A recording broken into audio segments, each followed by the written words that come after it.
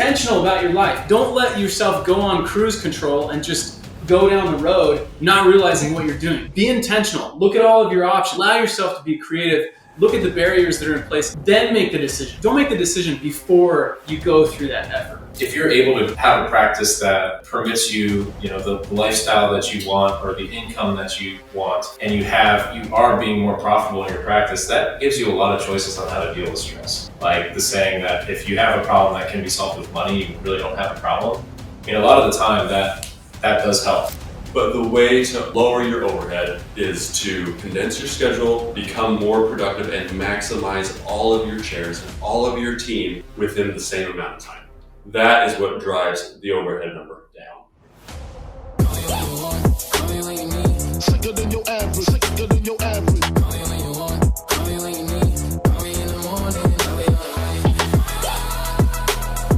Sicker than your average, sicker than your average. Welcome to the Lifestyle Practice Podcast, where we help dentists just like you all achieve your goals and dreams through practice ownership. As you all know, we're not just podcasters. The main way we work with our friends and our clients is through one-on-one coaching. And we are here together on this momentous occasion for our 2024 partner retreat here in Houston, Texas. So Steve, Derek, how we feeling, boys? Feeling good. We're at Champions, Texas. Champions. Which I didn't know was a place. But it's great. It's an appropriate place to meet. It's great to meet face-to-face, you and Matt, for the first time. Yeah. Kind of trippy that we've been working together for a time and we never got together. But yeah.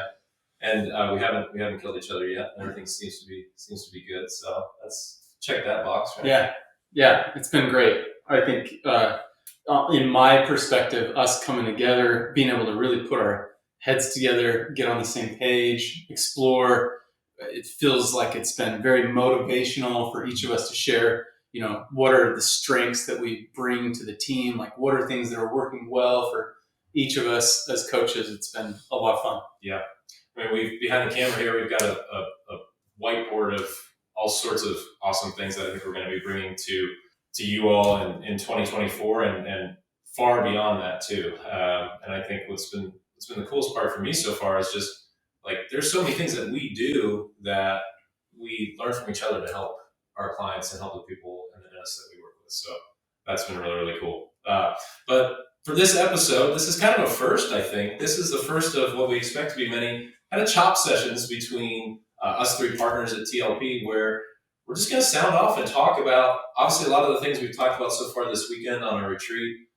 Just things that we're seeing, things that we're observing with our clients and just throughout the dental space and really throughout the world. Some of this might not be restricted to just dentistry. So, Derek, do you want to kind of kick it off and maybe talk about what's on your mind? Yeah. So I think one of our goals is to just be to even increase how genuine and authentic, our most authentic version of ourselves, and to really kind of go back to the core of TLP. Like, what are the things that we believe in so strongly? What is the message that we're trying to get out to everyone? And so I think it would be a lot of fun for us to just kind of shoot the breeze and kind of like talk about like, what are some of these concepts? How have we applied them individually? How have we helped clients to apply them? Mm-hmm. So if you guys are okay, maybe we just start off with the idea of in TLP, at the beginning of TLP Academy has a lot to do with the why, the vision, the goals. So I think maybe understanding that's a big part of front loading the process. When I envision kind of like building and reverse engineering something, you start with the foundation, and the foundation is the why, the vision, and the goals. And you cannot build something on top of the foundation that is bigger than the foundation itself. So that's why those three things are the most critical and the most important. Mm-hmm. So what are you guys' thoughts? Steve, what have you seen? Because we were talking about this earlier. We were talking about some maybe limiting beliefs that we've seen in our clients when it comes to like what they can actually achieve in their practices and their lives. And I feel like you had a really good perspective.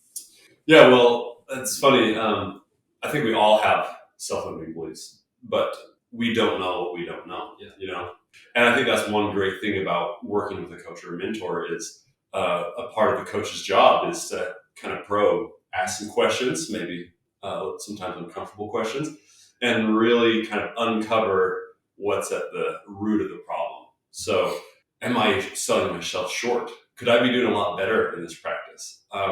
Do I hold myself back because I don't think I'm worthy or able to achieve what someone else has? So, specific self-limiting beliefs. I think we sell ourselves short as to what we can do. I think we sell ourselves short on what's possible in dentistry.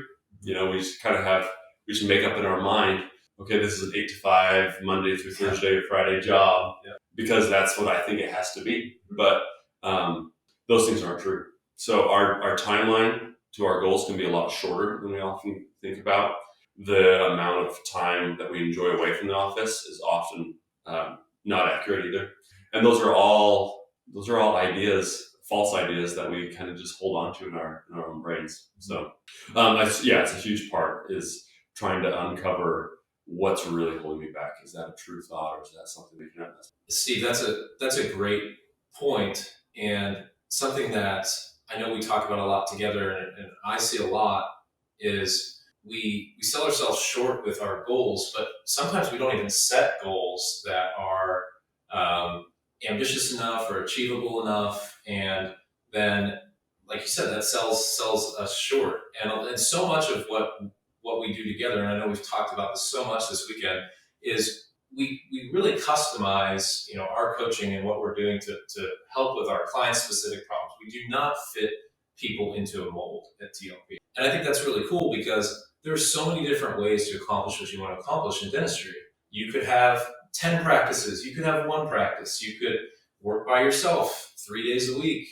You could work with other doctors. There's so many different models and so many different ways to do it. And you have to start with that foundation, like you said, Derek, at the bottom of the pyramid. Why am I doing this? What are my true goals for myself and my life and my career? And the people that I care about around me too, they need to be a part of that discussion as well. If you don't have that foundation, then that's where I think burnout and just disillusion with career and life can happen, because you're working at the top of the pyramid to try to achieve something, but you don't know why you're doing it, and you don't know how it fits into your overall. Yeah. A quick thought with that is interesting, as you were talking about, like what makes us different. I have a client in California. I worked with him like 2 or 3 years ago, building up his practice early on. And then he reached out back to me like 6 months ago and basically said, hey, I really want to push things to the next level. I want to work with you again. This is what I want to accomplish. And so we kind of set things up. We had our first call, and our first call is all based on these things. It's based on the why, the vision, the goals. It's all like me trying to get inside of his head and see what he wants to accomplish. What does he believe is possible? What are the barriers? And we finished that call and we kind of like established the blueprint. And he emailed me later and he said, it's really incredible. He said, I've worked with a couple other consultants and groups since our first time. And he's like, coming back to you, I now see what is so different. He says, your approach is completely different. It's tailored. It's like you're trying to get inside of me, understand me, get my vision and help me to get there. And that's so different than any other group that I've been had experience with, where like you said, I feel like I'm kind of been being put into their model and be driven according to their vision, where the TLP is very catered, tailored. We try and get inside the client's head and find out what are their goals and objectives, and then we create a path. Well, like we've talked about Ego as the Enemy, being such an awesome book. And we've talked about that in the past on the podcast. And I think what's been neat so far about being together with you all this weekend is we kind of realized that trying to fit somebody into a mold or trying to say, I'm the expert, I know the way that you should do this, is ultimately our egos shining through as people and as coaches to say, I am smart, I know what's right, which we all know is not necessarily the case sometimes. We learn stuff from each other. We've learned so much from each other in the last 2 days. We learned new things from clients and people we work with all the time, constantly growing and learning. So I think that just having that understanding is it's just totally changed, or the work we've done this weekend has totally changed my outlook on how I'll approach coaching going forward, to eliminate that ego from it. And that's what we all should be doing as dentists in our own practices too, on a micro level. Yeah.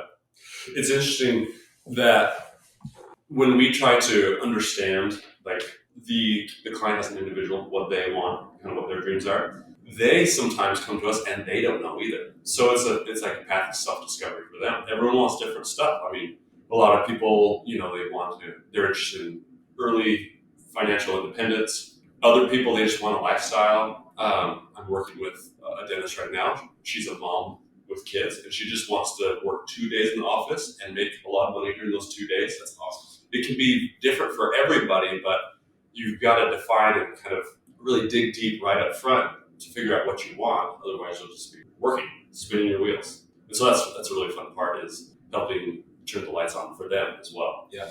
Should we talk a little bit about, you mentioned like financial independence and freedom and that type of thing. Should we talk a little bit about maybe some of our clients, maybe where we're at when it comes to that, and explore that a little bit? Yeah, sure. I'll share a few thoughts. It's been interesting for me.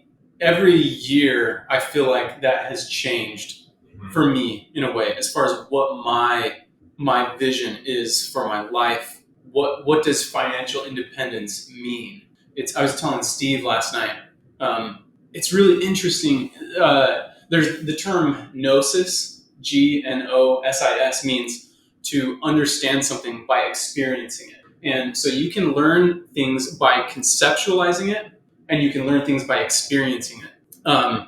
For me, you can hear, and we've all heard, that money doesn't make you happier, right? But then to actually go through the experience and to have more money, and then to realize, oh, I'm actually not any happier now than I was in dental school or during this time, is really an interesting idea. And so that's a little bit of a tangent, but I think that's helpful for us in kind of paving our own path. For me, so much of this process has been taking the expectations that I view other people in the world has for what my vision of financial independence should look like, and just saying, you know what, I'm putting that all to the side.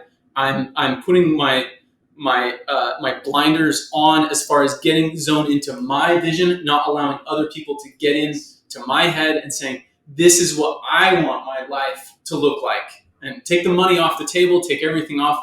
If I can set up things perfectly in my world, this is what it looks like. Allow yourself to get creative and just imagine and explore things without looking at any of the barriers. Then when you can develop that vision and that idea, then put the barriers back into place and start to work through some of those things. I think what you said is so much about your kind of your self-image, and like permitting yourself to be a little selfish when it comes to your goals in your life. We are a part of an amazing profession, and an amazing dentistry is an amazing career. But I think a lot of what's ingrained in us as dentists is service to others, and that's obviously the main tenet of what we're doing. We're helping, but you can lose yourself in that. It's really easy to do that, and especially if you're grinding in practice and you're just working your tail off, and you're just not seeing that hard work come to fruition in your lifestyle or your income or your freedom, whatever you want. So I think it's really easy to lose yourself in that. And part of what you said there really resonated, Derek, because you go through the stages of your life and the stages of your career, and you're growing, and you realize at some point, I've got to take care of myself in addition to the people around me in my practice, which is, everyone kind of experiences that, I think, at a certain time or over a certain time horizon. But I think it's pretty common that at some point you realize, I've got to focus on my goals, and I'm not going to apologize for wanting to work 2 days a week and hang out with Steve, or wanting to take X amount of weeks off per year and still make a great living. If I can take care of my patients and my team and make sure everyone's all set and squared away, then I can do that. Yeah. I'm allowed to do that. Yeah. And that's it's a freeing mindset. Totally. Yeah. Well, one thing that I think is really interesting is you talk about kind of being selfish. In my experience, and we were talking about this the other day, as you start to take more ownership of your situation and you start to kind of say, you know what, this is my vision, this is the direction that I'm going, and I'm not buying into what other people are telling me anymore. It sounds selfish, but the more that I've done that in my life, the more that it opens me up to being my genuine, authentic version of myself, and it allows me to love people more and to have deeper relationships. So it's interesting because at the first glance, it might seem selfish, but the end result actually ends up being it's an abundance and prosperity mindset where there's just more for you, there's more for you to give, there's more for you to receive. So it's a really cool experience. Yeah, and how we all desire, a lot of us desire respect, right, in our career, in our profession, but how can you expect others to respect you if you don't respect yourself first? Totally. So in this idea of creating and having this vision and idea, I think so much of it has to do with leadership. Your team cannot be better than you are on yourself. I'm curious, Steve, in your experience having built your practice to be what it is and coaching others, who do you see yourself as when you think of leadership? What are the ideal qualities that you would build in a leader if you could kind of start from scratch? Well, Yeah, great question. And it's a good one too, because we've said this before. If you take 10 dental practices and you rank them 1 through 10, who's doing the best, who has the easiest but most productive practice is usually the best leader. Mm-hmm. You can have any type of clinical skills or maybe a fancy location, a beautiful building, but the person that is the best leader of his or her team every time is gonna do better and feel better. So yeah, I think leadership is a super important thing to really focus on, and really in most of my coaching calls with clients, we're talking about that topic. How do you speak with your team? How do you hold that person accountable? How can you hold yourself accountable? Is this your fault that this is happening? And so some qualities for great leadership, I think, is accountability. You have to hold yourself accountability for everyone else's performance. As an owner, you take ownership over everything. So I think that's a really big one. Accountability. Yeah, so accountability. And then, of course, I think just this, I guess you could call it a soft skill of communication. How do you convey these expectations you have for yourself and your team to your team? Are you able to really motivate somebody, describe their job task and what you want from them as a whole in your practice? So, you could go, there's books and books written about this, but I think at the very top of the list, you would need to focus on accountability and your ability to communicate that vision to your team. And we talk a lot about that in our coaching. It's a huge emphasis. Most of each call oftentimes is about leadership. Yeah. One thing that I've noticed in a lot of practices that I'm exposed to is the doctors who are really, they set the intention for the day, at the beginning of the day. They come in with a lot of enthusiasm for what they're doing. And some days that's not how you feel when you roll out of bed. And so figuring out a way to feel that way and be that way with your team is just something you got to figure out. It's part of being a good leader. And whether that's, for me, some days I roll out of bed and I'm going into the practice and I'm like, I'd rather do some other things today. And that's a normal feeling to have. But I know now, just speaking personally, that I've got to figure out a way to not be a drag on my team when I walk in the morning. And whether that's doing some meditation or some breathing in the car on the way in, whether that's making sure I get up early enough to just kind of feel like I'm not stressed and compressed on my way into the office, whatever that is, you just got to figure out a way to do that. And then go into the practice with some enthusiasm for conquering the day. Sometimes I feel like leadership is a matter of setting the standard for your team and how you're going to react to difficult situations, Steve, or difficult conversations with team or patients throughout the day. And if you're going to roll into those situations with a great attitude and a great mindset and minor issues and troubles are like water off a duck's back to you, then that's going to pass through to your team. But if you're the type of person who's going to get flustered by every little thing, or you're going to get agitated, by a patient saying this or a team member doing, something little that's not to your expectations, that then gets conveyed to your team. Yeah, that's very true. Or when you mentioned that, it reminded me, I think Simon Sinek said, leadership, leaders eat last. Yeah. Meaning, yes, this is our business, this is our practice, but really we are, so to speak, a servant for everyone else. If we're tired in the morning, tough luck. We're going to put on our face and we're going to start talking about other people, start leading, helping other people. We're going to treat our patients great no matter how we feel. If someone's having a bad day, we're going to have the emotional reserve to handle that problem or work with them. And so, it takes a lot, but that is the price you pay, to be the owner of a successful practice rather than an employee that can show up and clock in and clock out and get out of there. It's a premium you pay, but it's well worth it. Kind of along those lines, I think let's talk about culture and how we build a culture in a practice. Something that I think is very true is that culture and leadership in your practice is something that's really not delegatable.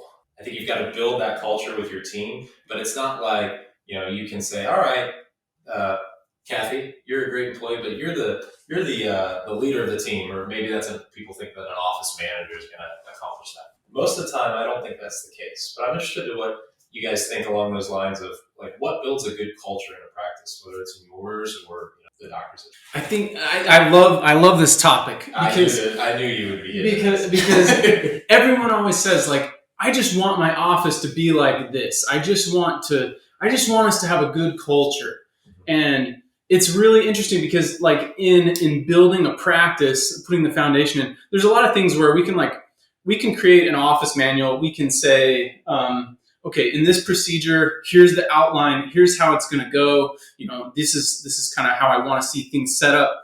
You cannot do that with a culture. You cannot write, I want our office to be, I want us to be loving of our patients. I want us to laugh throughout the day. I want our schedule to flow easily. You cannot just put those into words and to expect it to happen. You have to be your office culture. You have to be the leader. You cannot expect anyone to go and create something that you are not creating in yourself to start with. And when you were saying, when you're talking about, that's the pros and cons of owning, I think that's the beauty of this picture, that you get to totally create what you want to see, but you have to take responsibility that you are the creator of what goes on.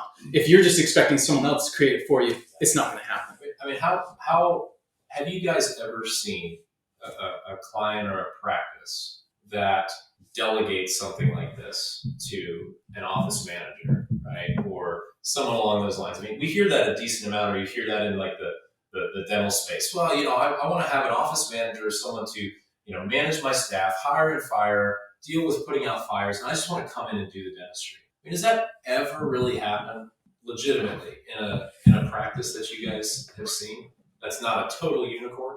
No. No, not really. Not that I can think of. It's interesting thinking about that is, the culture, the energy, the feel of your practice coming from yourself.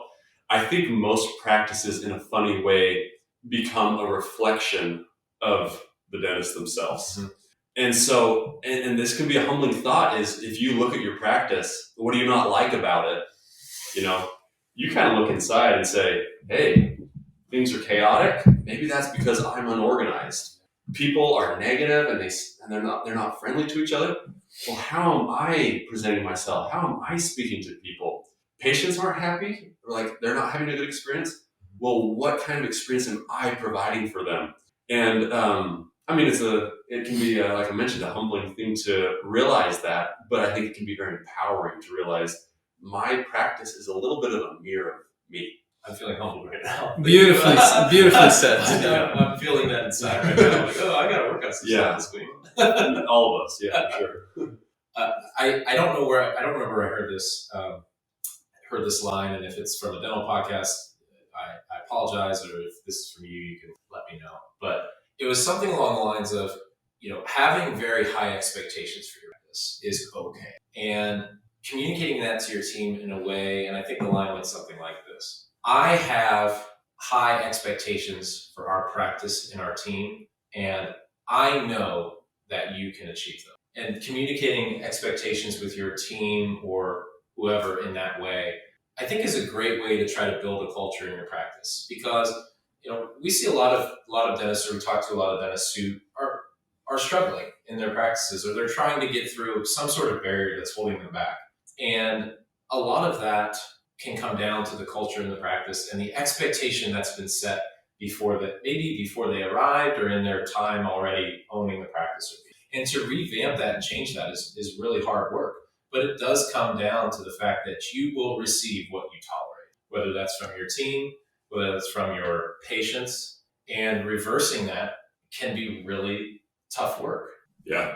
I think that's a really interesting idea. And in the past, there were times where I kind of approached things and thought, okay, try and see something good that this person is doing. Like, try and say something positive, try and find anything good. And in the past like 2 or 3 years, I've started to kind of transition to where and even more so in the last few months, and I've talked a lot about this with you guys, is just loving other people, seeing the gold that is inside of them. And in my opinion, it has less to do with us trying to think of how do I help this person see what they're capable of, and truly just us seeing what they're already doing incredibly well, and seeing the potential value that they bring to the table.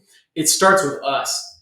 If we can see it in them first, it's going to completely change the way that we interact with this person. It goes from us being like, oh, why aren't they doing this? Why aren't they doing this? To then seeing like, wow, this person is putting like incredible energy into this. They are doing this very meticulously, and talk to them about it. Wow, I can't believe how well you're doing this. And when you can verbalize that and you can communicate it and you completely feel it, people understand and they recognize body language. They understand who you're actually being much more than the words that you're actually saying.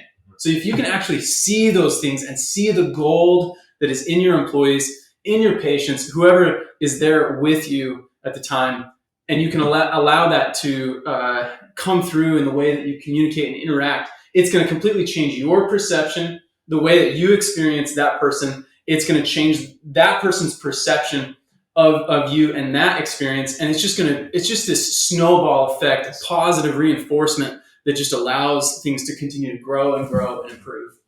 I love what you said there too. You mentioned like on a team level, you're doing this, but on a patient level too. Like, this opens up this way of thinking of getting in someone else's mind, seeing what their goals are and what makes them is such a valuable skill with team, with patients, and like, we want to get really big picture, like in life, right?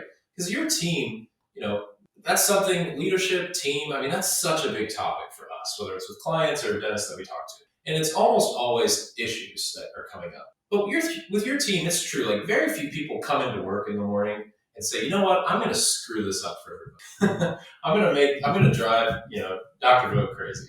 Like, nobody's doing that. Same with your patients. They're coming into your practice. They're probably not like coming in saying, you know what, I want to be a pain in the butt here today. I want to cause issues for everybody. I want to leave a negative review after I leave here. That's probably not what's going on. Right. It's probably a misunderstanding of expectations, or like what they actually want or what they're trying to get out of the situation, and understanding what makes them them. So I think, Derek, like, you can distill down what you just said into something as simple as ask more questions and listen more than you talk for everybody in your life. And I think you'll make so much progress in not just leadership, but in your treatment planning and how your case outcomes and all of the things that we're trying to accomplish, right? Totally. Yeah, definitely. So kind of along the lines of culture, something we've discussed a lot this weekend is how often we hear dentists saying that they're stressed or just too busy or overwhelmed in their practices. So maybe let's transition to that a little bit and talk about some ways that we think dentists can reduce stress in their practice and maybe even enjoy being there a bit more. Yeah, well, I mean, you're totally right. Most dentists that I speak with, or that come to us, or that we see, they are kind of overwhelmed. There's a lot on your plate, and you can approach it in a couple ways. There are like mechanical things you can do, right?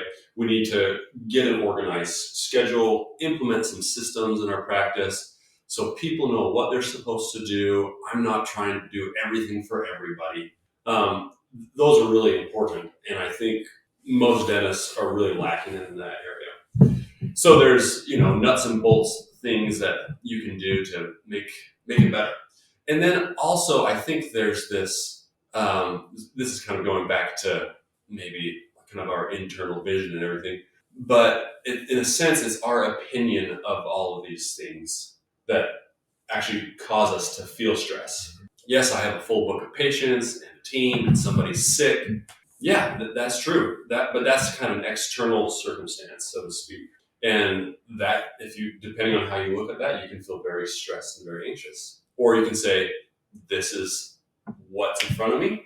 How am I going to approach it? You're gonna get through the end of the day either way in both mindsets or both scenarios. But in one of them, you're kind of detached from the problem. You're looking at it as this is something to solve, not something like, oh, this is going to be pain on me. What am I going to do? I'm a victim of this problem. And so I think it's a balance between managing, the stressors that dentists face every day through good management, scheduling systems, organization. And then a lot of it too is just how you mentally approach the difficulties that you face. Do you frame them as difficulties? Because if you do, it's going to be a difficult job. Mm-hmm. If you frame it as opportunities and say, look, I get to attack this and I can handle this because I know other people have, then it's kind of a challenge, a little mission for you to take on. Yeah, personally, I would always get frustrated when maybe patients were difficult or didn't want to use the isolate, or we're making a fuss about things. And Derek, you've talked a lot about this and how you communicate with patients. And it used to really agitate me until I started to make this mindset shift, Steve, of, okay, I can't really control how someone is acting most of the time. I probably haven't wronged this person to cause this. But what I can control is my reaction to it and its effect on me. And like you said, Steve, treat it like a kind of a puzzle to be solved or something a challenge, versus looking at it with ego and looking at it selfishly and saying, wow, this person is reacting this way, and this is going to screw up my day, or this is going to make this crown prep last another 20 to 30 minutes. That's a pain in my butt. That's a pain in my day.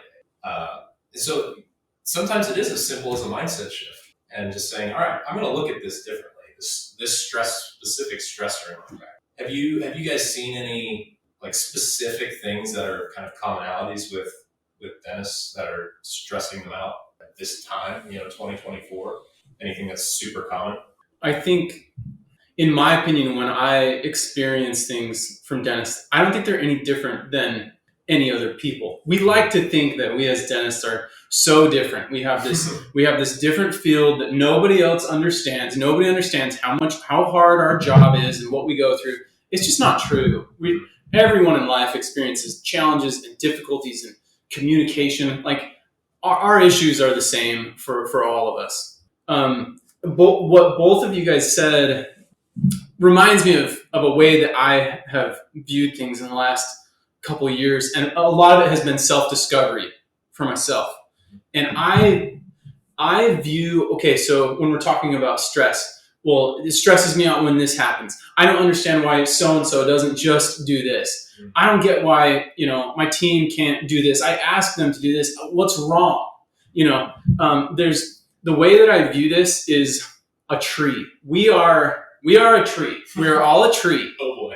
And our words that we put out are the leaves, are the fruit at the end of the tree. Where does it all come from? Eventually you have to trace everything back down to the roots. That's where all of the nutrients, that's where everything comes from. We only see the stuff on the root, on the leaves, on the tree, at the ends. Yeah, above ground. Yes, you can go through and you can try and change one leaf at a time, but that's going to be horribly ineffective compared to trying to trace things back to the root and saying, oh, this is the one root. This is what I was believing about myself, about my team, and this is what it led to. So those words and the way that we view things are the evidence or the fruit of some kind of limited belief. It always goes back to something. Well, I can't control my team. I can't X, Y, Z. I can't. I mean, you were talking the other day. Your biggest pet peeve is when people say I can't. Oh, it's the worst. But that should always lead back to some kind of limited belief. In my opinion, one of the greatest things that we can do as coaches is to help others to potentially discover on their own some of these self-limiting beliefs. These are incredibly difficult to discover on your own. If you can have someone that you can trust present something to you and say, hey, let's just check this out. Let's explore this. Do you think that, if we go back down into the roots, here's something that I'm kind of hearing from you. Do you think that that's somewhere deep inside?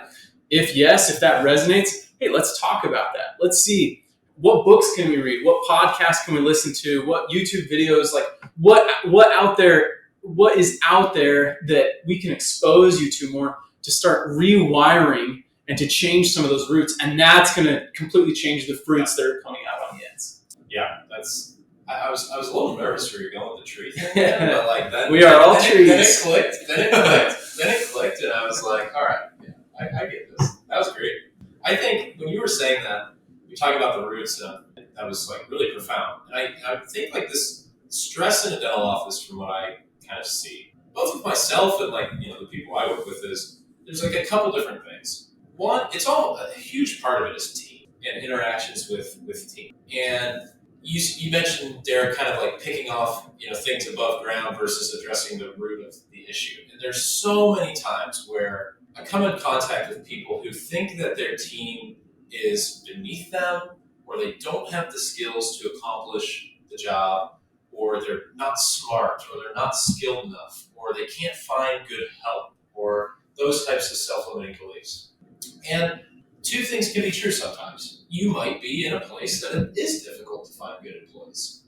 But most of the time, that's only part of it. Sure. It's your belief of, I can't find people, the right people for my team. So a lot of the time, that's one of the first things that we help our clients evaluate is, okay, let's evaluate our team, and let's see have I communicated expectations properly? Have I put the right people in the right positions? Have I been the best possible leader? That's probably step number one. That's the root of the tree.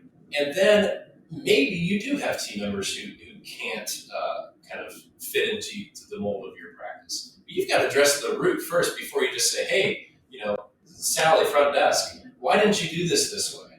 That's the leaf. That's the consequence of what's really going on in the basic thing. So I think what you said, that the tree analogy is really great. The other big thing I think that causes stress in the practices that I see is it revolves around your productivity and how much dentistry you're doing. Are you making an income and having a lifestyle that you feel like is what you want? And once again, it goes back to self-limiting beliefs about a lot of those things. Oh, my location's not good. Oh, I can't get enough new patients. Oh, everyone here, has their recall patients. They don't have any dentistry that they need. How often do we hear that? And some of that might be true. You might have a practice in downtown Manhattan with a lot of dentists around you, and it might be really tough to get new patients. But a lot of that is self-limiting too. And certainly we don't encourage people to go out and find dentistry to do, but knowing where you have to kind of change and grow in these self-limiting beliefs can be really, really hard. And that's something that I think we help a lot of people with. Yeah. One of my favorite principles from Stoicism is focus on what's inside of your control. And I mean, that's a lot of what you're talking about. Is there are all these external factors, but us focusing on those things is not productive at all. Focus on what's inside of your control. What can you do about it? focusing on that is going to allow you to be so much more productive than just thinking. I mean, it's victim versus owner mindset. Steve, we were having this conversation yesterday, and you mentioned how most of what stresses us out, most of what we feel like we can't address, new patients, how our schedule looks, it's actually in our control if you really boil it down. Yeah. I mean, everything is. Yeah. Right. Yeah. I mean, ultimately, if there was something outside of your control, if your location was that bad, ultimately, you could say, okay, I'm going to change course and I'm going to go to a better location. Right. I mean, at the end of the day, everything is really within our control. I mean, it's kind of up to us to just if we're willing to put in the work or the sacrifice, to really to take the problems head on. That's profound, because it's not whether it's most things are in our control at the end of the day, but it's, are we willing to put in the work, and especially the sacrifice to make it happen. Yeah, it's really interesting. The more we talk about this, that we just keep reverting back to it's on us, so to speak. It's within us. It's our power. I mean, there are 5 things that I could email you if you needed more patients to help you in your competitive location, to help with marketing. You know, if you have a schedule, there's some scheduling systems you could easily implement in a couple of weeks. Within a couple of weeks.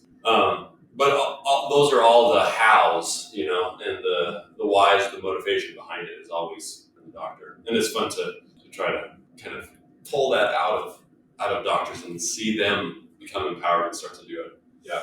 I mean, I think for stress management, we talked a lot about internal management of stress, but I think also, like, if you're doing things right, if your practice is productive enough,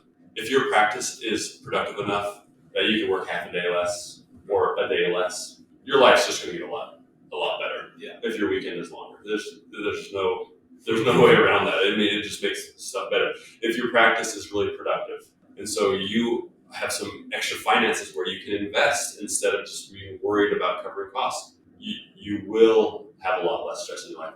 You could, if you're the master of your circumstance, I mean, you could still be happy in those other circumstances. But, the reason we're coaching is because we want to create practices that afford these opportunities and the time, which will make it a lot easier to have less stress in your life. And that's a great point, Stephen, that if you're able to have a practice that permits you, the lifestyle that you want, or the income that you want, and you are being more profitable in your practice, that gives you a lot of choices on how to deal with stress. Like the saying that if you have a problem that can be solved with money, you really don't have a problem.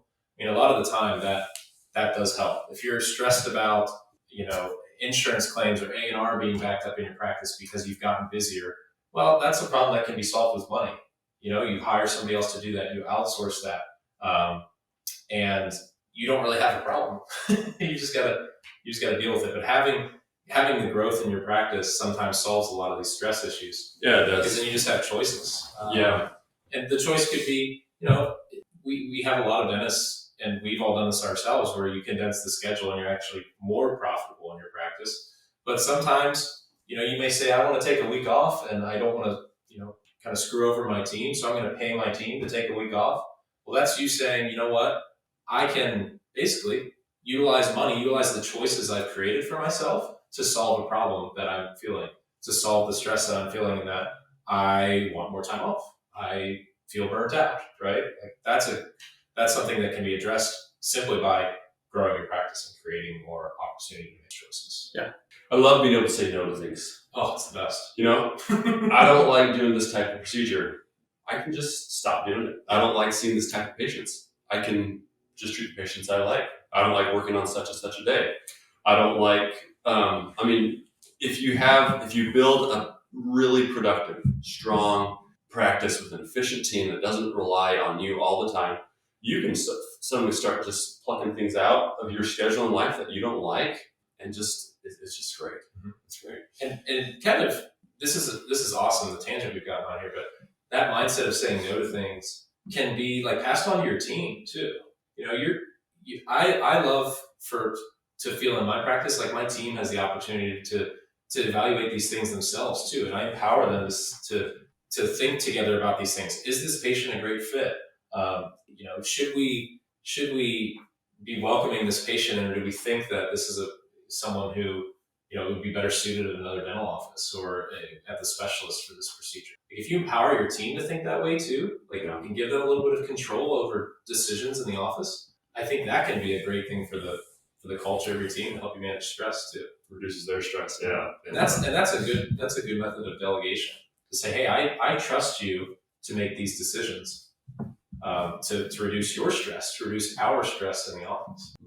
Here's one thing that I find on the other side of the coin, though. I find that too often dentists are saying no before they should, or they're saying no when they don't realize what they're giving up. Whether it's referring out a procedure or not wanting to figure out how to condense the schedule. I like being able to kind of having a chill morning. I don't want to, I'm not willing to, change. I'm not willing to drop this insurance. I have patients that I like. I don't want them to leave. There's a lot of things that dentists are doing kind of unintentionally, right? They're doing something and they have a result. We were talking about this morning. There's almost always a missed opportunity. There's an opportunity cost related to every kind of decision that we make. And it's okay to make those decisions. It's okay to make that call. When I'm working with a dentist, all I really care about is that the dentist understands, hey, this is the opportunity cost. You're doing this, or you're saying no to this, which is fine. Are you aware of the opportunity cost that is here? Well, talk about that specific example you mentioned this morning. Yeah. So I try and always frame it this way with clients when I'm working. I try and help them to understand the opportunity cost. We almost always see, oh, this barrier is in place. I don't want to go that direction. But we don't evaluate the opportunity cost, and that leads to us being unintentional.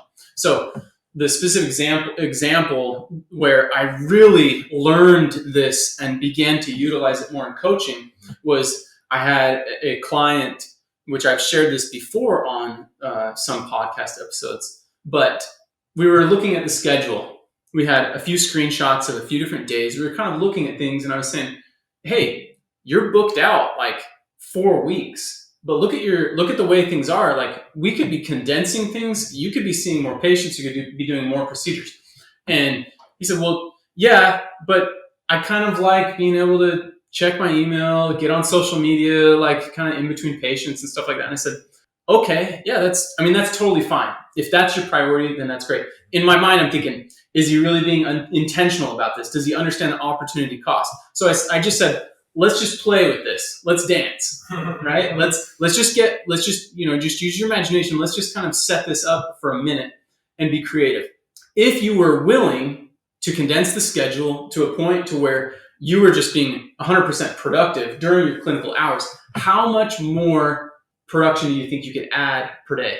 And we kind of took a conservative estimate and decided that he could grow, 10%. He could do 10% more each day. When we came up with that number per month and per year, that equated to an extra $200,000 a year. So then I framed the question, said, are you okay with the idea that you're basically paying $200,000 a year so that you can check your email and get on social media throughout the day while you're at work? And it was that is where it all just clicked for him. He was like, oh, I never thought of it that way. He said, you know what? Okay, yeah, let's push. And before it's no, I like my day like that. But then when you kind of work through things, it helps you to be, again, intentional. And again, my goal is not to get him to change. If I pose that question and he says, you know what, Derek, I am willing to pay $200,000 a year to be able to have that kind of a day, that is totally fine with me. Right. Be intentional about your life. Don't let yourself go on cruise control and just go down the road not realizing what you're doing. Be intentional. Look at all of your options. Allow yourself to be creative. Look at the barriers that are in place. Then make the decision. Don't make the decision before you go through that effort. That's a great example. to summarize that, I think erring towards the side of like, if you're trying to grow your practice, if you're not happy with where you're at right now, sacrifice. Do the hard things. Do the things that probably make you uncomfortable are the things that you most likely should be addressing and doing, right? The obstacle is the way. Yes. So, but then if you are happy with where you're at, yeah, like if you're like, hey, this is how I want my schedule to be now, and I'm cool with making X amount less per year or whatever the consequences are, awesome. Like I feel that in my practice. 6 years into a startup, like it was a grind, man. Like it was such a grind.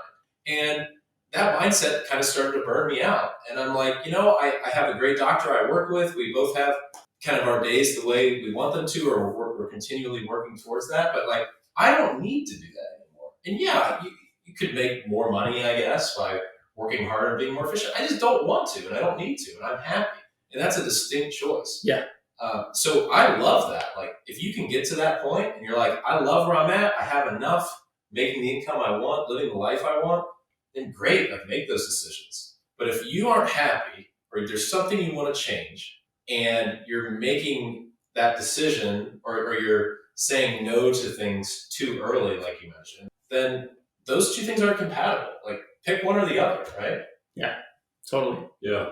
I think that was maybe a tangent. I don't know. I think that was a great conversation to have about stress management and just designing your practice the way you want.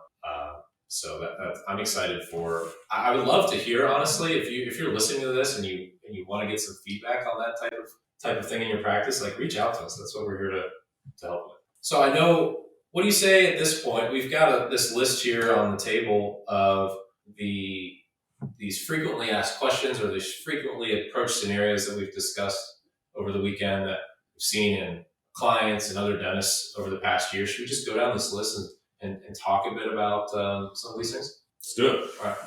So we'll kick things off here with, I guess, a pretty common question that we get is, when should I purchase a practice? What do you guys think? We get that question from a lot of associates, dental students, pre-owners, basically. You want it, Derek? Sure. I think in general, I would say 90% of the people that I'm hearing the question from, the answer is now. I almost never get the question from someone where it's too early. I think almost all the time, someone is considering it. They don't know if they're ready. Guess what? You're never going to be completely ready. You got to jump in before you're ready, and you got to learn on the fly some of those things. If I can buy a practice right out of school, having zero experience, same with Steve, same with you, essentially. Pretty much. Start up. Worse. What? Even more so. Start up with nothing. Yeah, start up 8 months after school. Yeah. So we're all in the same boat. Like if all three of us can do it, even if we're gunners and like we try to put in the work as much as possible, I think we've all said at different times, for the most part, get out of school, do a year in an associateship type environment, get comfortable and confident as far as your clinical skills, some speed, so that's just not a barrier that you're having to work through at the same time. We all know that's pretty challenging to be taking on all of those things at the same time. But I would say, for the most part, if you're listening to this podcast, you are the type of person that is ready to move towards ownership. Yeah. Like, we're not going to get people that are not willing to move towards ownership. So if you're listening to this, probably now is the time where you should be moving towards ownership. And I will say too, this is not a plug. This is not trying to get you all to reach out, but a question that we get a lot is, we're talking about ownership, we're pre-ownership. How do we choose a practice? Can we evaluate practices together?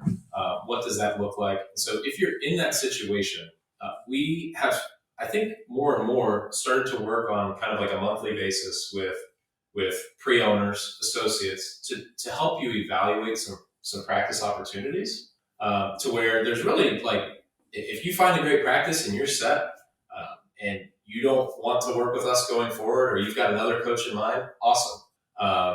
But there's been some scenarios where I've started to work with some clients, maybe a couple months or a couple years after they buy a practice, and I'm like, ooh, maybe this wasn't a practice we should have bought. Like, we probably could have found something better.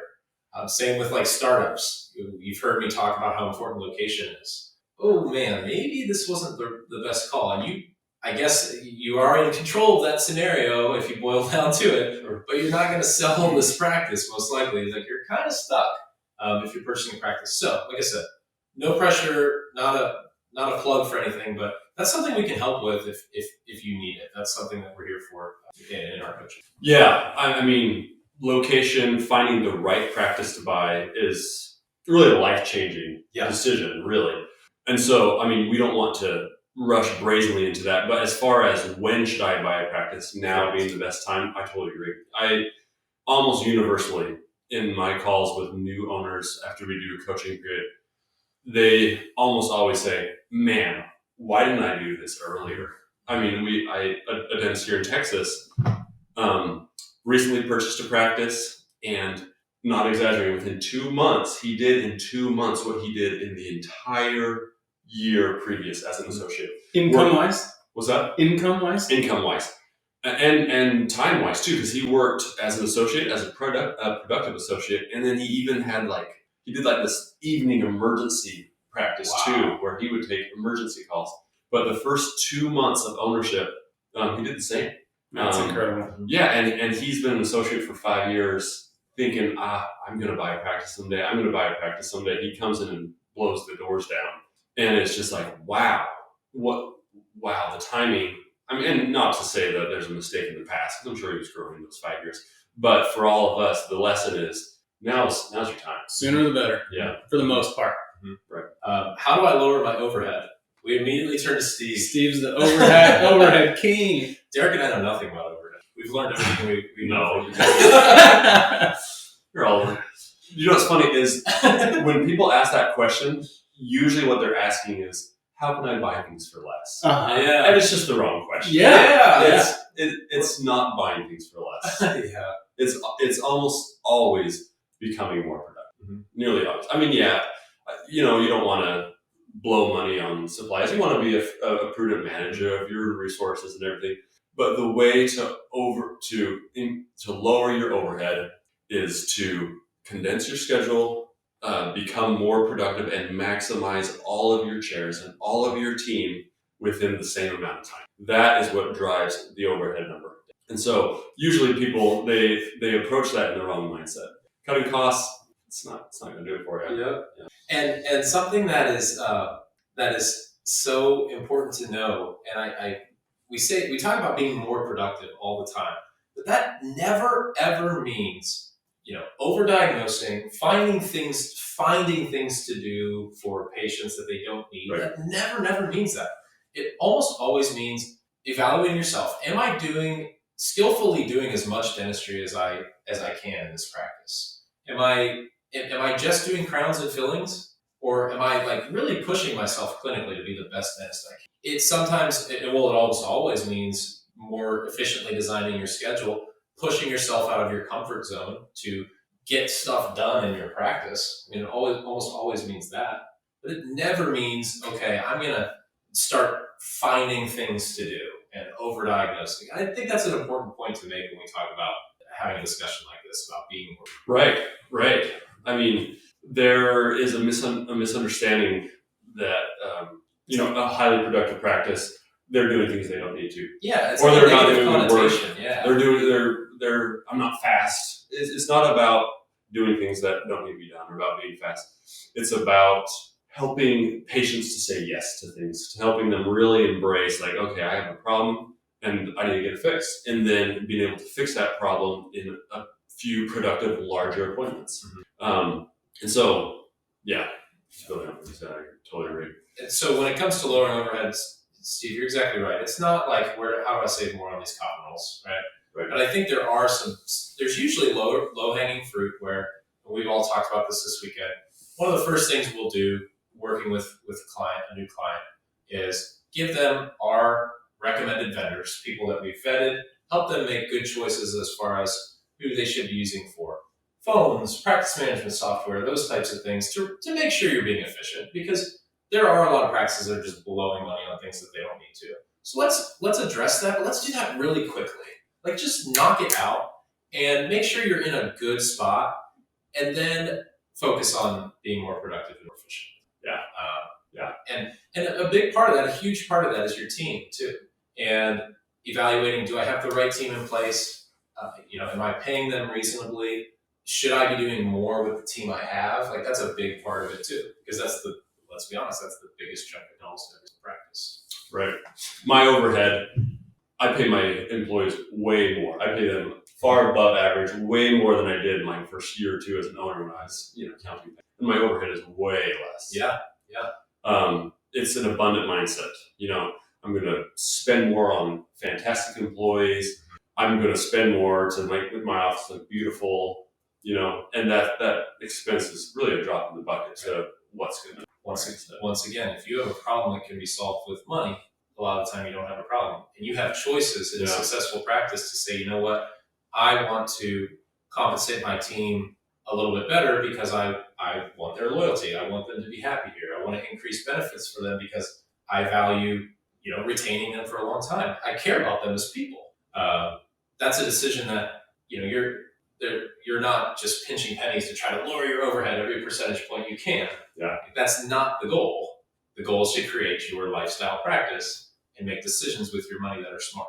I think at the same time, don't put the cart before the horse, right? Like, all of us are talking about have a beautiful office, pay your staff well. And I think one thing that all of us have done very well is to temper it.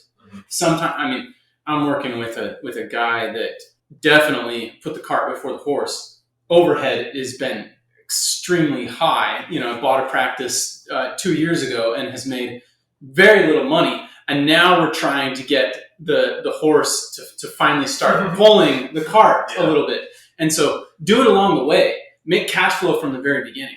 I think one of the simplest, like, if I could distill down a vision to help dentists to reframe overhead, it would be to look at your production in tiers. Kind of like your taxes are kind of in tiers. Look at your production in tiers. The first $50,000 a month that you do, you're making like, your overhead is like 80, 90%. The next 50,000 that you do, your overhead is like 50%. The next 50,000 that you do, your overhead is like 20%. So going like every month, you're kind of starting over again at the bottom. And if you're only getting this high every month, you're paying a good amount every month. Your overhead is going to stay high.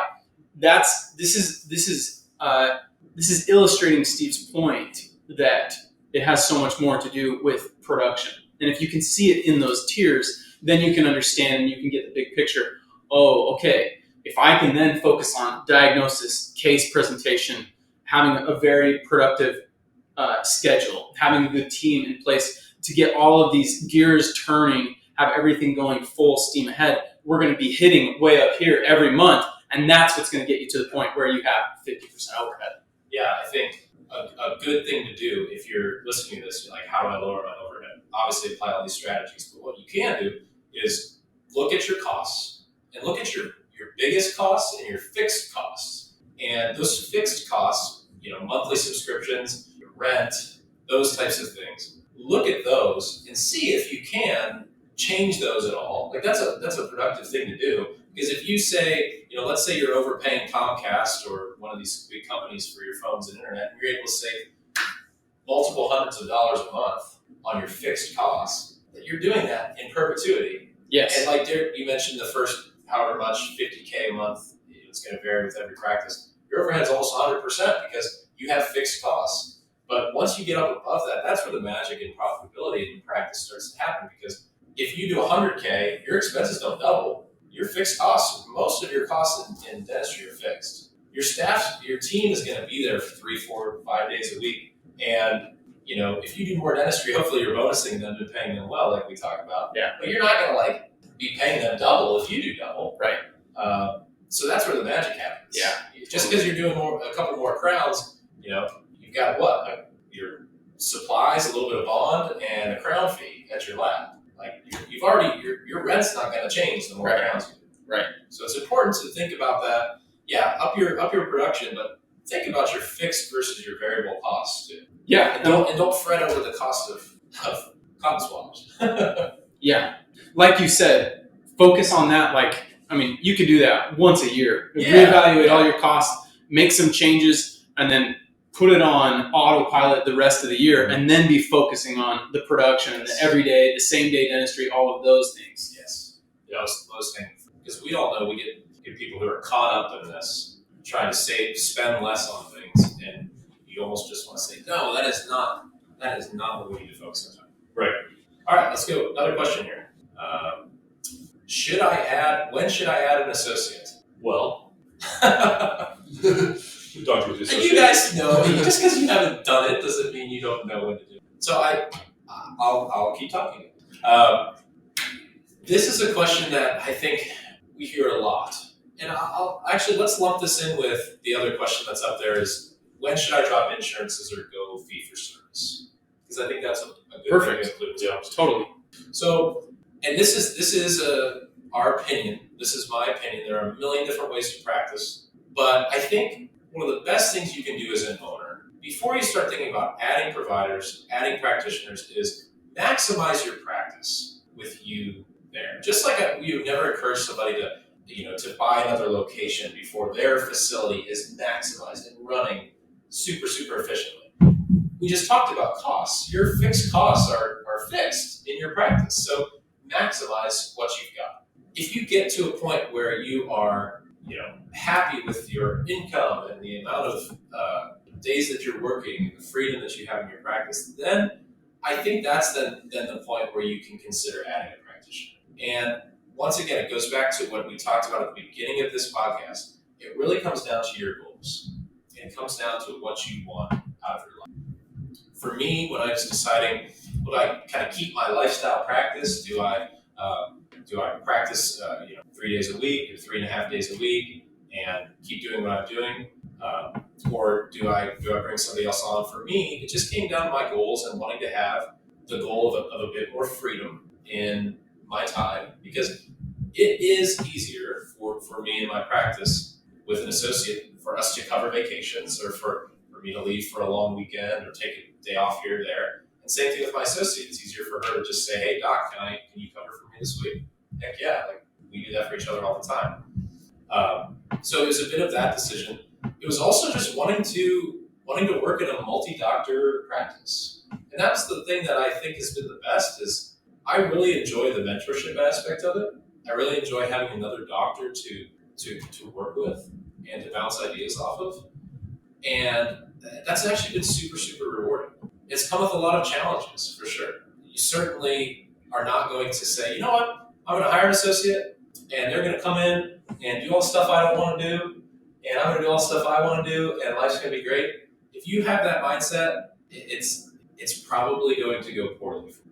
Nor should your mindset be, I'm going to add an associate just to make more money off of the dentistry that they're doing. I think that is probably a bad mindset to have going into it as well. Now, if you have an associate in your practice and you're managing it well and you've done all the things that we've talked about to have a great practice, sure, it can become more profitable for you, but that is not the way to look at it. So that's kind of a long-winded way, I guess, of saying it comes down to your goals and what you really want. But I know you guys have, don't have associates in your own practices, but what have you maybe seen with doctors you work with? And how does that tie into the question about dropping insurances, fee for service? Yeah, great question. I mean, you have an associate, so I think your response is best. In my experience, too many dentists make the mistake of, okay, I'm growing my practice. What else should I be doing? And having an associate is like a shiny thing that they associate with a successful practice. Okay, now I need to bring on another doctor. And that's fine as long as you can fully articulate why. What do you want out of your associate? If you want more income and your practice is doing less than 1.5 a year, Whatever, yeah. You're probably not going to get what you want because you're taking a section of your patients and your schedule and your practice and you're just sharing it with someone else. If you're at capacity and there's people just knocking on the door and you can't treat everyone, yes, bringing an associate in will probably help you get production and patients that you otherwise would have had, and so that can help you with income. But most of the time, I think an associate unless you're in that situation, an associate is able to provide you more flexibility. So you can take more time off. You have another provider in the office. It can provide you the benefits of, having a colleague, just like you described.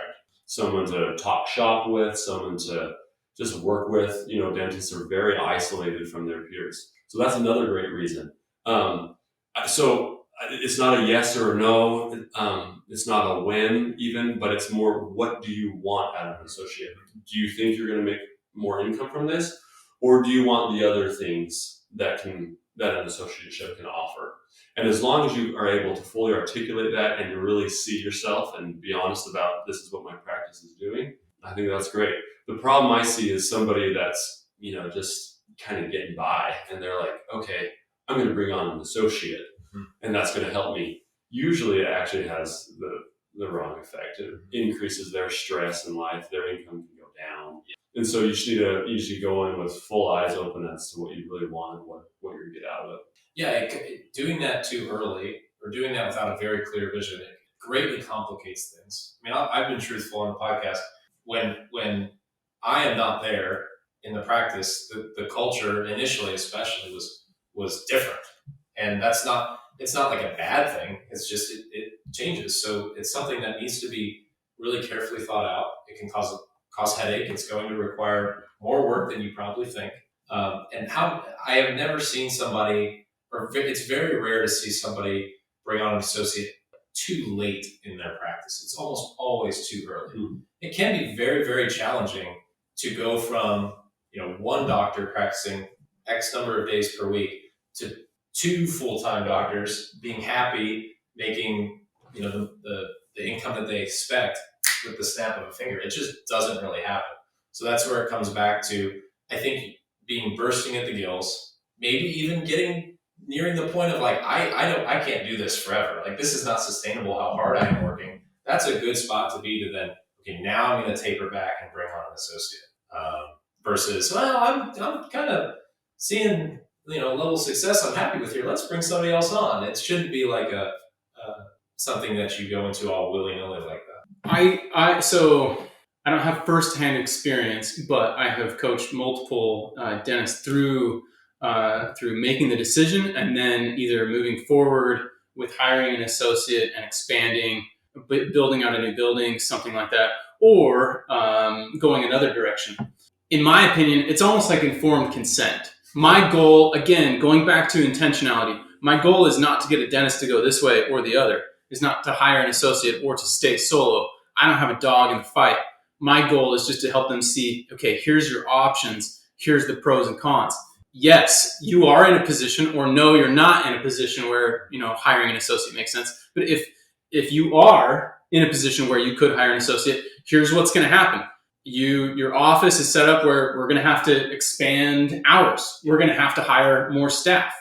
Are you in a location that's going to be easy to attract associates? Yes. If not, hey, you need to be willing up front to acknowledge and say, if my associate leaves and I can't get someone in place quickly, I'm going to be left working multiple hours, or I'm then going to have high overhead with staff and patients that aren't able to be seen, and I'm going to have to deal with all that. Yes. So again, it's just being intentional, knowing everything up front, and then deciding, are the pros, am I willing to deal with the possible cons for the reward of the pros? Mm-hmm. The other good option in that scenario, which is what you were alluding to, Matt, is we always can stay solo. And if we have a lot of demand, we can put other barriers in place to increase the product profitability of the practice, getting some of the same rewards that you would with expansion while still staying solo.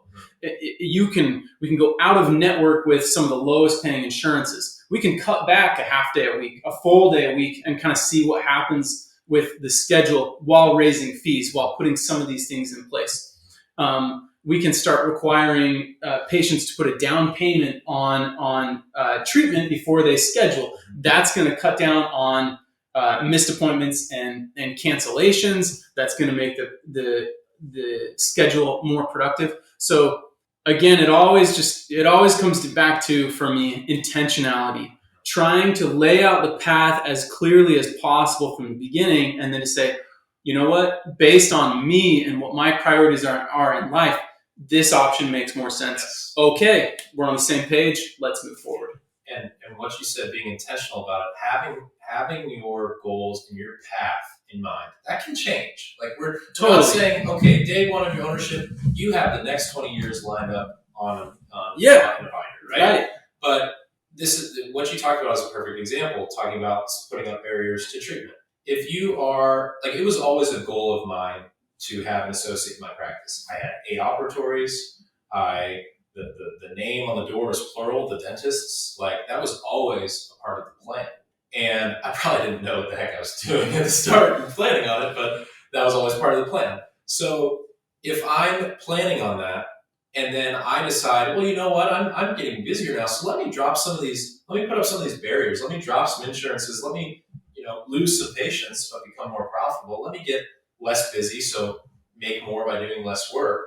And I still want to add an associate, that would be foolish. Sure. That would be so foolish because I've got to build this out to take care of them now too.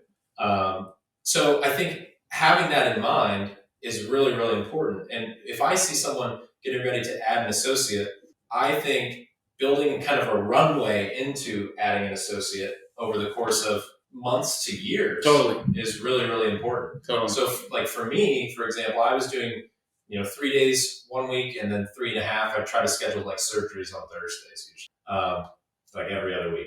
So I said, okay, this is something I'm doing. I want to do it at this time. I think my associate actually agreed to come on. It was like we had like a 6-month runway. So I said, all right, sacrifice time. I'm open 4 days a week because we're going to split the schedule and overlap on a day here and there. So do I want to do this? No, I don't. I want to keep doing what I'm doing. But if I had said, you know what, I'm going to condense my schedule, I'm going to basically go fee for service, and then, you know what, let me add an associate. Yeah. That You're going 2 different directions at the same time. Doesn't compute. So, and that's one thing, having a coach of my own in year 2 is like, all right, like what's the plan here? And it helped me form that vision. I probably might have been able to form it myself, but having that plan and that vision for the long term really made this clear. And then it gave so much more clarity to these types of decisions. That's a very long way of saying it depends. Yes. Yeah.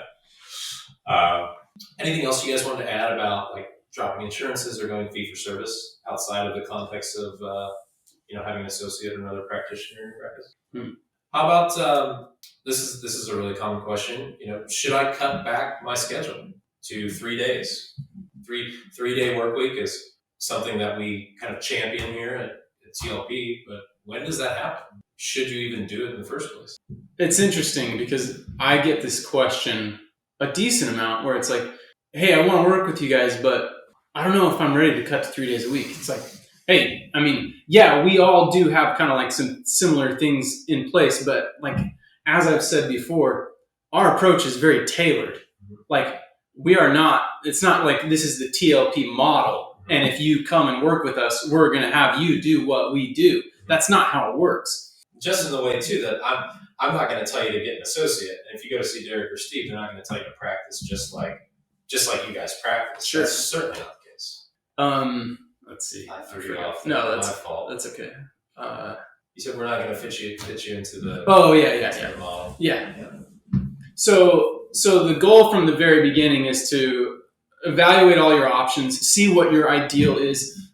Like I've said before, I think what's all too common is we look at the barriers much more than we look at the opportunities and the possibilities. So just turn off that side of your brain for 5 minutes, 10 minutes, an hour, whatever. Turn off that side of your brain that's focuses on the barriers. Allow yourself to just imagine and explore what could be possible, what would you like to see happen, and then turn the barriers back on in your brain and then explore and kind of see how we can make this work. I have clients that I've worked with that wanted to work together and their only goal was for me to help them cut back from 4 days to 3 days a week. I have another client right now that says, Derek, I know I could cut back, but I'm young, I'm married, and I don't have kids, and I'm really willing to just kind of crank things out for a couple years. I want to stay on 4 days a week. Cool, that's great. I'm totally fine with that. But if we're going to do that, let's maximize your 4 days. Don't work 4 days when you could be doing it all in 3. If you want to work 4 days, let's make those 4 very productive days, maximize the productivity, profitability, and really get you ahead. And Steve, I know you got thoughts on this, but a thought I just had that's really important is I think getting the lowest hanging fruit, getting your house in order first is super, super important. If you feel like there's really any sort of chaos or anything in your practice that isn't really, shored up at that point, especially your team and the job that they're doing, that can be a really difficult transition. Right. I mean, that's how it's done, is you shore up and tie up all those things. I mean, I think it really depends on the dentist's goals, someone that's young and grinding and doesn't have kids and just is hungry to like attack student loans, great. You don't have to work 3 days. You can work as much as you want, as long as it's what you want and the way you're doing it is as productive and as efficient as possible. I mean, I personally, my kids are in school, so my summer months, I work a lot less. And I'm actually happy to work more when they're in school, whether it's, Thursdays or whenever, so I can have more time off. It just depends on every person. The important thing, though, is that you decide what you want. Like if there were if everything was possible, what would you really want? And then work to that. The problem is, for most dentists, it just turns into a job. They show up every day, they get in the routine, and they just work, and they work 4 to 5 days a week because it's what they're supposed to do, and then they get used to it. And they never really open their eye to the possibility of like, I could maybe not have to do this. Yeah. Just because they're in a rut, they're just used to it. So it's important to be self-reflective, take time off, think what you really want, meet with somebody, anybody, I know we're certainly into this, but meet with, someone that's done exactly what you want to do, get their advice, follow their path, and you can make it happen. Yeah. That's a great way to make it happen. I mean, if is to imitate people who have done it. Certainly not saying we're perfect, and not saying you got to work with us to do this. We believe in coaching, whether it's with us or somebody, but that's a great way to do it, is emulate someone who's done it the way you want to do it. Yeah, it's so cool. We're not we're entrepreneurs in that we're starting our own business, but we're not entrepreneurs in that we're creating this new industry. There are very, very well-established ways to do this. It's a copycat game, really. Just find somebody that has done it, find out how they do it, chase them. You don't need to invent something new. We're not Elon Musk. Yeah, that's a good point. All right, so kind of last question that we have here on our FAQs, and we'll wrap things up, is when should I invest in real estate? And how do I build passive income in my life? That's a really common one. That is a common one. I think, first of all, that's a great question to be asking. Dentists, you want to do that. Do it while you're young. Start establishing passive income outside of the practice. But when to do it, how to do it, I would say the first thing to do is really maximize your practice. Yes. A lot of dentists, they get into real estate or this side hustle because they're almost afraid to face the obstacle that is their practice. So the potential in our practice is just huge. It in my opinion, my experience, it blows away every other investment, every side hustle. Yes. And so you need to, if you haven't, maximize your practice. If there are things in your practice that are not, if they're not right, make sure that your interest in these other side things is not just an escape from really facing the obstacle in front of you. Once you have a super profitable, productive practice, then it's fun. Then you get to research. I tell my clients or dentists that I talk with, hey, let's set aside 6 months when you're outside your practice on Friday or whatever, study about real estate, study about, hard money lending or commercial real estate or investing in businesses, stocks. And then you kind of add that in, which will soon become an extra pillar of income for you. Maximize your practice first, then learn and start. You don't have to go out and buy a portfolio of 10 homes, But read a couple books, learn about the process, find somebody that can do it for you, a turnkey opportunity where you can keep your focus on your dental practice and then start building these other streams. Which to add on that too, I think we've got some exciting stuff in the works to potentially support some of our dentists and finding some of these passive income streams. So just have to stay tuned in. But Steve, what you said there really resonated in that our practices, ownership of a dental practice for dentists, for most of us, or almost all of us, is going to be the best way that we can invest our time and our energy. And so building that profitable practice and then utilizing the income and the choices that we now have to invest in other opportunities is great. But what I wish more people realize is there is a lot of quote unquote passive income in your practice by being an owner and running a very low overhead practice. You are doing dentistry and getting paid as a dentist for what you do. But if you are running an efficient practice, you are making owner money, quote unquote, that is passive in that way. And another thing that we sometimes forget about is our practices are worth something as well. And that's where I think having a bit of an exit strategy potentially can be beneficial. Because if you're building up your practice, if you're putting systems in place, you are building up something that is worth a lot. And you don't have to take sides on who that gets sold to or when you do that in your career, but just don't forget about that. Like, your dental practice is something that's very valuable and something that another dentist will probably love to step into at some point. So don't forget about that too. What are your thoughts, Derek? When I look at this, I think, okay, let's take a step back and look at the big picture. I don't care who you are on the planet. If you care about passive income, and a big part of what we're really looking at is net worth and growth in that regard. There's really only three numbers, in my opinion, that really matter every year, that are really the heart of things. And that is, what is your income? What are your lifestyle expenses? And how much are you investing every year? Those are the three numbers. Before you even think about real estate, before you think of where to put money or anything, just focus on those three numbers.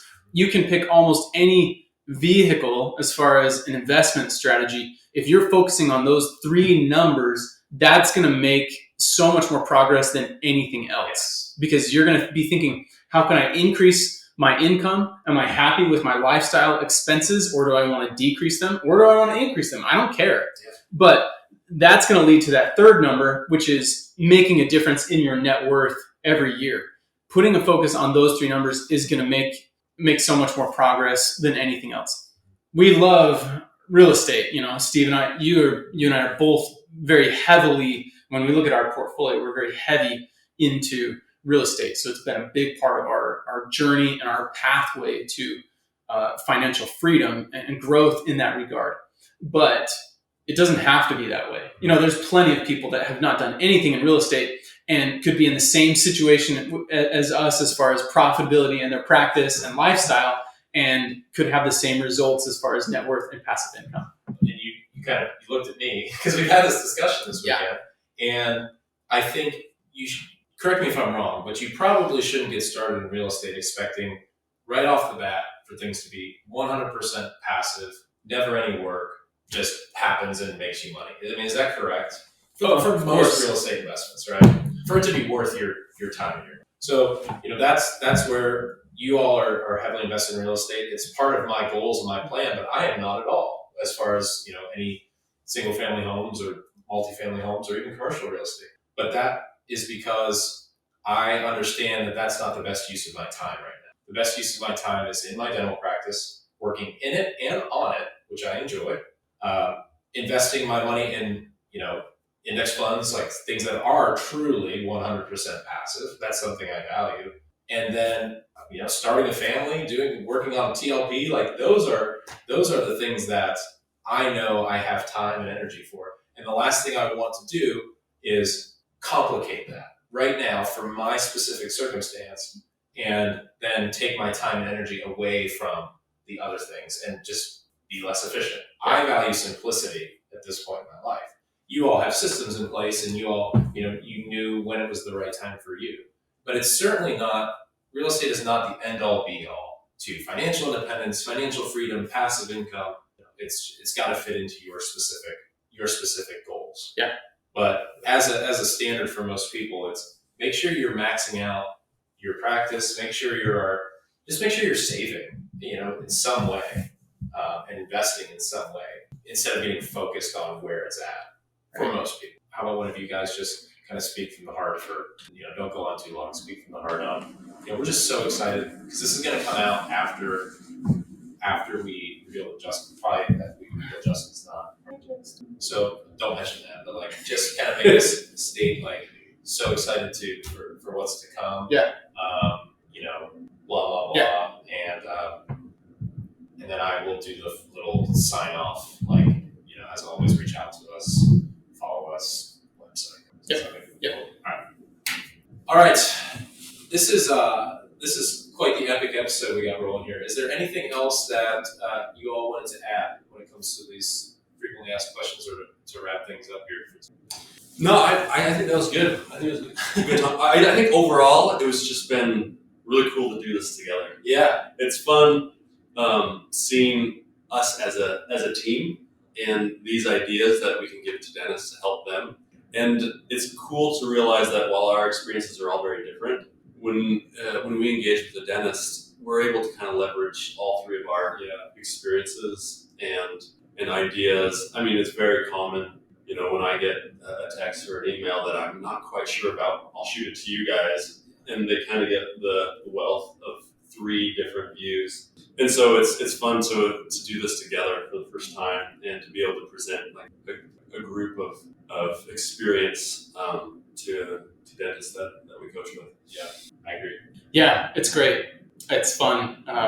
This year now I've been part of TLP for 6 years, and there's been a lot of changes, but it's been so positive. I don't know that I've ever felt more energetic and optimistic for where we're going, for what we're doing, and so I'm so grateful. I'm grateful for both of you guys. I'm grateful for Justin and the value that he's provided to us and to all of our listeners and supporters. So overall, just very grateful and very excited. Yeah, it's gonna be a great year. It's gonna be a great number of years with TLP, and like you said, Derek, thank you to everyone who's listening. Thank you to everybody who follows and supports us and kind of supports what we're trying to do, which is just help dentists live awesome lives and accomplish their goals. So, as always, if you all have any questions, you know how to reach us. Matt, Steve, Derek at thelifestylepractice.com. You can visit our website. You can check us out on Instagram and Twitter. I know we're getting that going too. You can join our Facebook group, TLP Podcast for Dentists. There's plenty of ways to get involved, but we're here to help, and we want to see you be successful, and we wish you all the best in 2024 and beyond. So we'll talk to you all very soon. Cheers. Sicker than your average, sicker than your average.